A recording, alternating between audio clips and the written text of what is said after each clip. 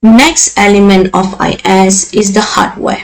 Okay, so I believe that you as a modern youth, okay, you have likely encountered, observed or learned about computers given their universal assistance in our daily life. Okay, so whether at schools, bank, stores, train stations, hospitals, or in your own home, computers streamline will speed up our own, thus making them an essential aspect of our existence. So, given their importance, it is essential to understand what computers are and how they operate. So, let's begin with formally defining the term computer. Alright, so a computer is an electronic device designed to receive input, process it based on user instructions, and deliver the output in a desired format. Okay, so now next, okay, the computers can be classified in two main ways. Okay, we classified it by their data handling capabilities and also by their size. All right, so the fundamental types of computers include supercomputers, mainframe computers, mid-range computers or servers, and also the microcomputers. Okay, so now let's go to the first types of computers is a supercomputer. Okay, a supercomputer surrounding some of the fastest computers in existence. It categorized by its exceptional speed, all right, and computational power. So actually these machines come with a large price tag and find utility in specialized application demanding the extensive mathematical calculations. Commonly we refer it as a number crunching. Okay, so for instance, supercomputers are essential for weather forecasting. So they are also used in scientific simulations, graphic rendering, space exploration, nuclear research, electronic design, geological data analysis, and the earthquake research. Okay, so the supercomputers are very expensive and very large in size. So it can be accommodated in a large air-conditioned rooms. Alright, some supercomputers actually can span up an entire building. Okay, so the next one is a mainframe. Okay, so in the contemporary context, okay, so a mainframe refer to a highly sizable and costly computer with the capability of accommodating hundreds or even thousands of users concurrently. Alright, so unlike supercomputers, which will focus on executing a small number of programs at maximum speed, mainframes utilize their power to execute numerous programs simultaneously. In certain aspects, mainframes show greater potency than supercomputer, as they can support a higher number of concurrent programs. However, supercomputers outperform mainframe in terms of executing a single program at a faster rate.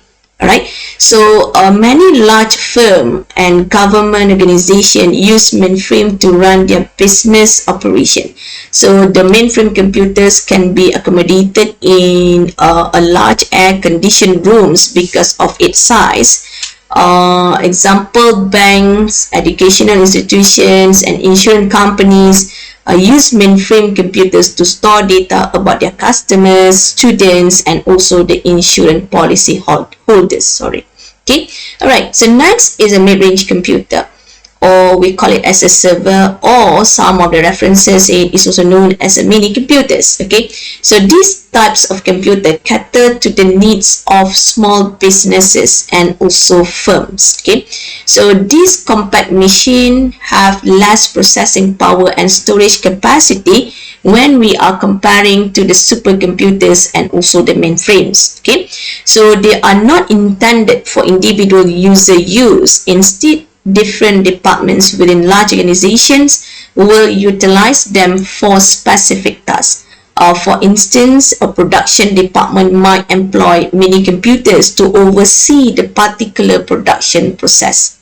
Okay, all right. And the last types of computers is personal computer, or we call it as a PC, or we also call it as a microcomputers. Okay, so these types of computer is a compact and relatively affordable computer designed for individual use. So in terms of cost, personal computers differ from a few hundreds to over 8,000 ringgits on average. Okay, on average. So they all rely on microcomputer.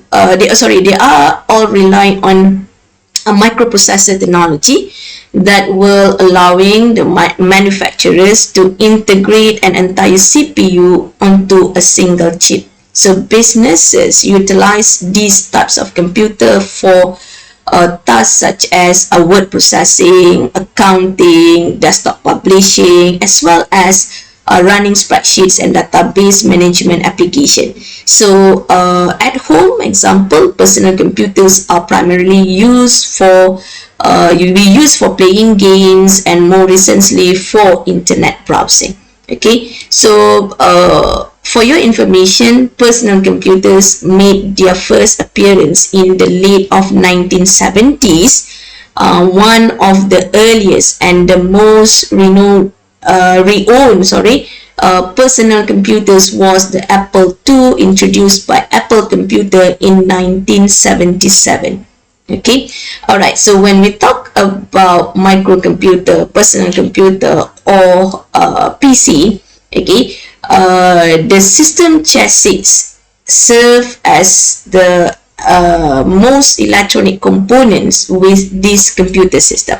Okay, so personal computers are commonly categorized by its size and chassis type, with the chassis providing the structural support for the internal components, and each computer system for these types of computer required at least one chassis to house circuit board and wiring, with example slots for expansion cards. Additional expansion may require an expansion chassis. Okay, all right. So 5 primary types of personal computers that you can find in this slide is the desktop. Okay, so typically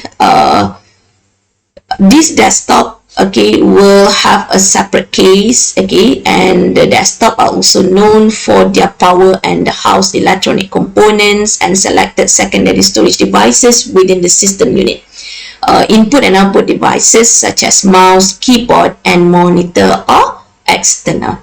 The next types of microcomputers is laptops. Okay, so portable, these types of computer are very portable, compact. Okay, and laptops house system unit with selected secondary storage and input devices. All right, so the monitor is attached via hinge. All right, so the next one is the tablets. Okay, the thin slabs monitored by the system unit located behind the screen are smaller, lighter than a laptop's. Tablet use virtual touch sensitive keyboards on the screen as input output devices. Okay, so the next one is the mobile devices or the smartphone. These types of computer is compact and palm size. A smartphone have the computer system including the electronic component, storage, and input output devices too. So they enhance the cell phone capabilities with computing power, internet connectivity, and application support. And the last one is a wearable devices or gadget.